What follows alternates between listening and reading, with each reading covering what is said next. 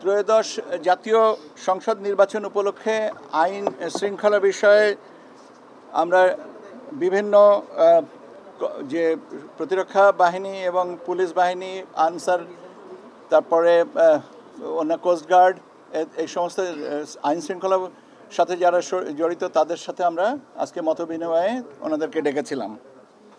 মূলত আমরা যে বিষয়গুলো নিয়ে আলোচনা করেছি সেই বিষয়টা আমি আপনাদেরকে ব্রডলি বলে দিচ্ছি।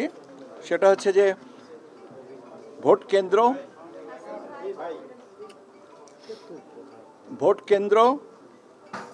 ভোট গ্রহণ কর্মকর্তা, ভোট কেন্দ্রের নিরাপত্তা, ভোট কেন্দ্রের সংখ্যাগত হিসাব, নিরাপত্তা, নির্বাচনী এলাকা তথা সমগ্র দেশের নিরাপত্তা এবং সম্পর্কে একটা কর্মপরিকল্পনা প্রণয়ন, আইন শৃঙ্খলা রক্ষা বাহিনী সমূহের ভিতরে যারা কাজ করছেন মাঠ পর্যায়ে এবং করবেন তাদের ভিতরে একটা সমন্বয়, তারপরে অবৈধ অস্ত্রের রোধ, নিয়ন্ত্রণ, বৈধ অস্ত্রের কীভাবে এটাকে নিয়ন্ত্রণ করা যাবে সেটা, এআই প্রযুক্তির ব্যবহারে সামাজিক যোগাযোগ মাধ্যমে সোশ্যাল মিডিয়াতে যে সমস্ত তথ্য আসে সেগুলোর অপব্যবহার রোধ করা, বিদেশি সাংবাদিক, প্রাক পর্যবেক্ষক, যে পর্যবেক্ষণ সংস্থা যেগুলো আছে তাদের সাথে সহযোগিতা, তাদের নিরাপত্তা, তাদের কার্যক্রম সম্পর্কে জানানো, আপনার পোস্টাল ভোটিং ব্যবস্থাপনা সম্পর্কে জানানো, তারপরে আপনার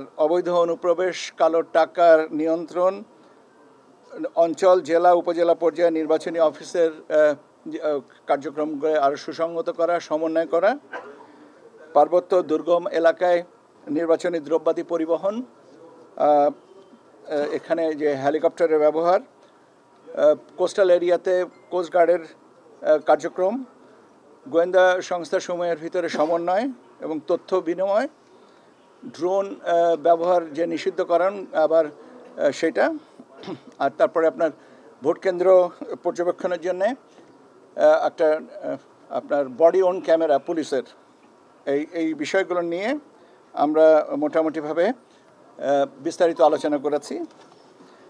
আলোচনায় আমাদের যে সমস্ত বিষয়গুলো এসছে সেগুলো সম্পর্কে আমি আপনাদেরকে জানাচ্ছি। সেটা হচ্ছে যে আমরা মূলত 5 দিনের ডিপ্লয়মেন্ট প্রোগ্রাম করা হয়, সেখানে একটা প্রস্তাব এসছে এটা যেন 8 দিন করা হয়। নির্বাচনের আগে 3 দিন, নির্বাচনের দিন এবং নির্বাচন পরবর্তীতে 4 দিন। তো আমাদের ইনিশিয়াল প্ল্যানিং ছিল 5 দিন, এখন প্রস্তাবনাটা এসছে 8 দিন। এটা আমরা পরীক্ষা করে দেখব যদি হয় সেটা। এআই এর অপব্যবহারের ক্ষেত্রে এনটিএমসি যে ব্যবস্থাটা নিয়েছিল পূজার সময় 35,000 প্লাস আপনার পূজা মণ্ডপে আপনার ওনারা তথ্য প্রযুক্তির ব্যবহারটা করেছেন, ওটা বলেছেন যে ওটা একটা সাকসেসফুল ইভেন্ট, সেটা আমরা ব্যবহার করতে পারি কি না।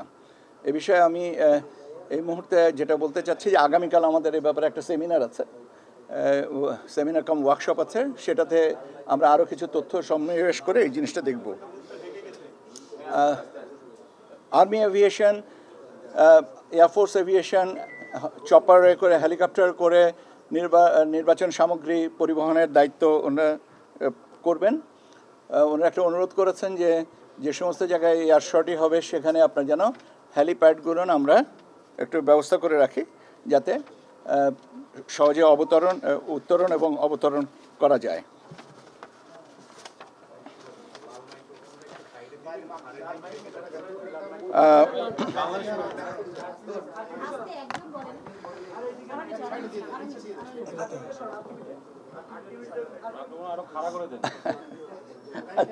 কি করা যাবে ভাই, আমার উচ্চতা আর একটু বাড়াতে পারলে ওটা ভালো হতো, তাই না?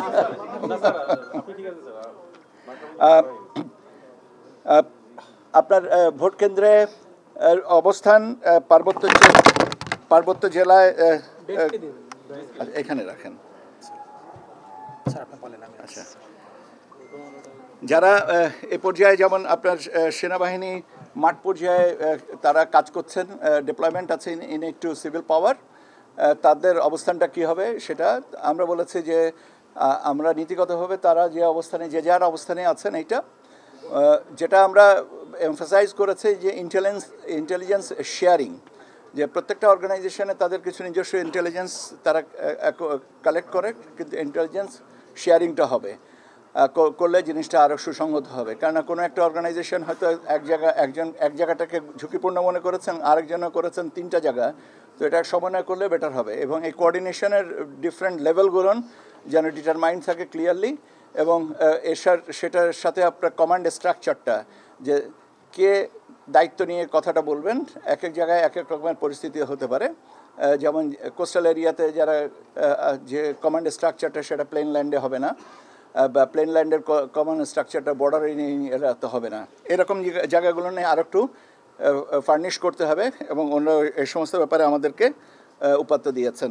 যানবাহনের ব্যাপারে বলেছেন যে যানবাহন একটা সীমাবদ্ধ, যানবাহনের স্বল্পতা একটা বিষয়, তো সে ব্যাপারটাকে যদি অ্যাড্রেস করা যায়, অন্যথায় রিকুইজিশনের একটা পদ্ধতি আছে, সেই পদ্ধতিগুলো নিয়ে আর কি কাজ করতে হবে। ইউজ অফ ড্রোনের ব্যাপারে বলা হয়েছে যে নির্বাচনী প্রচারণায় ড্রোন ব্যবহার করা যাবে না, কিন্তু মানে আমাদের আইন শৃঙ্খলা বাহিনী তার প্রয়োজনে ড্রোন ব্যবহার করবেন। এটা আপনার ইলেকট্রাল ইনকোয়ারি কমিটি, এক্সিকিউটিভ ম্যাজিস্ট্রেটদের ব্যাপারে বলা হয়েছে যে প্রথম দিকে তফসিল ঘোষণার প্রথম দিকে মোটামুটিভাবে একটু থিন আউট থাকে, কিন্তু গ্রাজুয়ালি যতক্ষণই আমরা নির্বাচনের তারিখের দিকে পৌঁছাই সে সময় এদের সংখ্যাটা বেড়ে যায়। কাজে ওনারা যেটা চিন্তা করেছিলেন যে একটা সীমিত সংখ্যক এক্সিকিউটিভ ম্যাজিস্ট্রেট বোধহয় কাজ করেন, বিষয়টা তা না, সেটা আশ্বস্ত করা হয়েছে। আইজিপি মহোদয় জানিয়েছেন যে 1.5 লক্ষ পুলিশ কর্মী এই ইলেকশনে কাজ করবেন, এবং সবচেয়ে বড় বাহিনীটা আসবে আনসার ভিডিপি থেকে। হোম সেক্রেটারি উনি বলেছেন যে বডি অন ক্যামেরা থাকবে, ড্রোনের ব্যবস্থা থাকবে, কাজে আমরা ভিজিলেন্সটা অনেক বেশি হবে। আপনার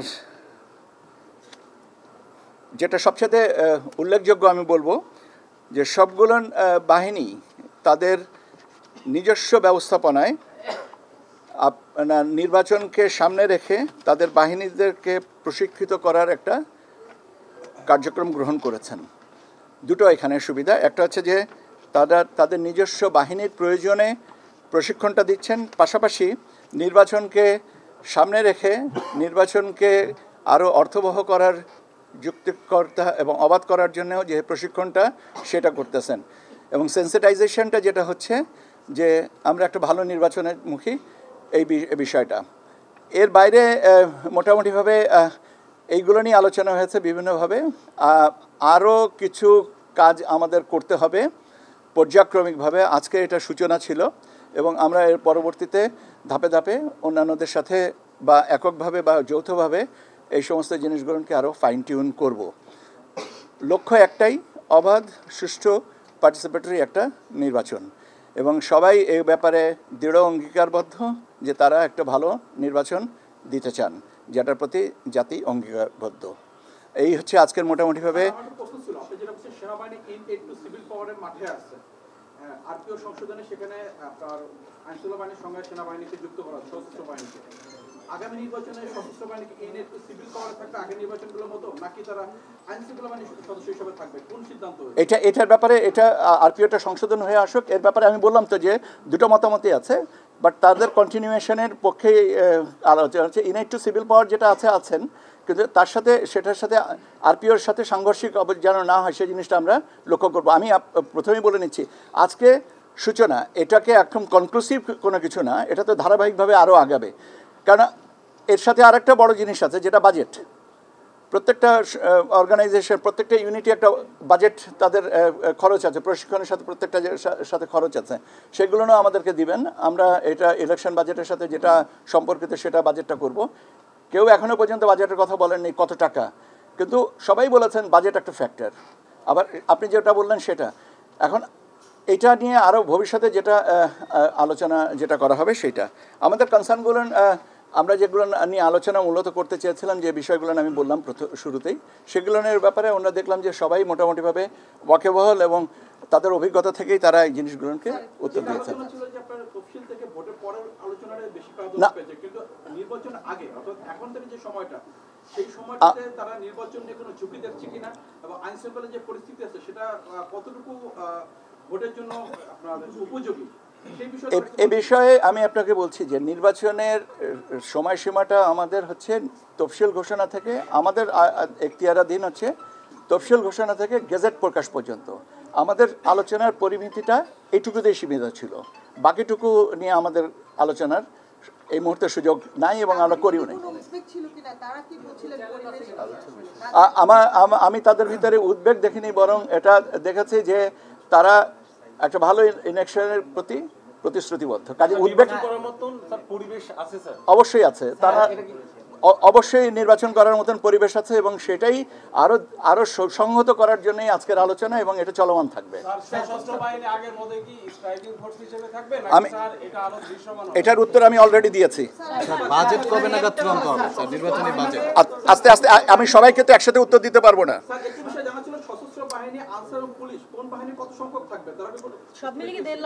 না, সব মিলিয়ে 1.5 লক্ষ না, আমি পুলিশের কথা বলেছি। আর্মি সেনাবাহিনীর কথা বলেছে 90,000 থেকে 1 লক্ষ। আনসারের সংখ্যাটা আর একটু বেশি, আর আনসার ভিডিপির সংখ্যাটা আর একটু বেশি, প্রায় ক্লোজ টু 5.5 থেকে 6 লক্ষ এইটুকু। সংখ্যাগত হিসাবগুলো না, আরও ব্যাপার হচ্ছে যে বিন্যাসের পরে, ক্যাটাগরাইজেশনের পরে এটা আরও একটু স্মুথ হবেন। ওনারা মোটামুটিভাবে মোটা দাগে বলেছেন যে এরকম, সবাই বলেছেন যে তাদের সর্বোচ্চ যেটুকু দেওয়া সম্ভব সেটুকুই আমাদেরকে সরবরাহ করবেন। পরিস্থিতি কিংবা পরবর্তীতে ভোটের সময় কোনো শঙ্কা তারা প্রকাশ করেন নাই? না, আশঙ্কা প্রকাশ করার তো যৌক্তিক কোনো কারণ কেউ করেননি। আমি তো দ্বিতীয়বার এটা বললাম, তৃতীয়বারে বলছি, আশঙ্কা প্রকাশের কোনো কারণ এখানে ছিল না। স্যার, মব নিয়ে কোনো কথা হয়নি স্যার?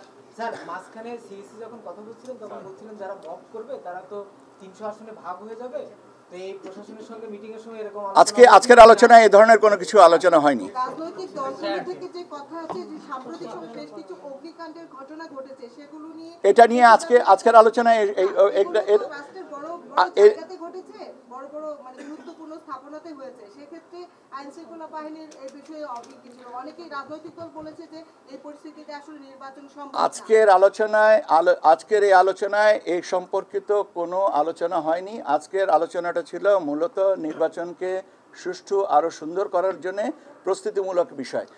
আপনি যে কথাটা বলেছেন এটার সাথে আজকের আলোচনার সাথে এর সাথে কোনো সূত্র ছিল না। ও আচ্ছা, লুট হওয়া, ওনারা বলেছেন যে কিছু অস্ত্র এখনো পর্যন্ত 85% পর্যন্ত তারা রিকভারি করেছেন, আরও কিছু অস্ত্র এবং কিছু গোলাবারুদ এখনো পর্যন্ত আছে, কিন্তু প্রক্রিয়া চালু আছে আর চলমান আছে। এটা স্যার, বাজেটটা কবে নাগাদ? বাজেটটা আমাদেরকে বলে, আমরা আরও তো পর্যায়ক্রমিক আলোচনা করব, একবারে বাজেটের কথাটা আসেনি, আমরা ধারাবাহিকভাবে আলোচনা করব। তখন আলোচনা করার পরে ফাইন টিউনিং করে যেটুকু বাজেট আসবে তখন করা যাবে। বাজেট তো একটা টেন্টেটিভ, বাজেট তো সবসময়ই থাকে, কিন্তু সেটা তো গ্রহণযোগ্য একটা বাজেটের ব্যবস্থাটা অর্থ বিভাগে পাঠিয়ে ব্যবস্থা করতে সময় লাগবে। নির্বাচনে জেলা প্রশাসকদের যে দায়িত্বটা ছিল সবচেয়ে গুরুত্বপূর্ণ, রিটার্নিং কর্মকর্তা, এবার নির্বাচনের দায়িত্ব কারা আসলে থাকবেন এই বিষয়ে আজকে কোনো আলোচনা হয়নি। আপনাদের কোনো সিদ্ধান্ত আছে এই বিষয়ে? আমাদের আজকের আলোচনায় এ সম্পর্কে কিছু নাই। এটা যদি আর ভবিষ্যতে যখন হবে তখন আপনাদেরকে জানিয়ে দেবো। আপনাদেরকে অনেক ধন্যবাদ।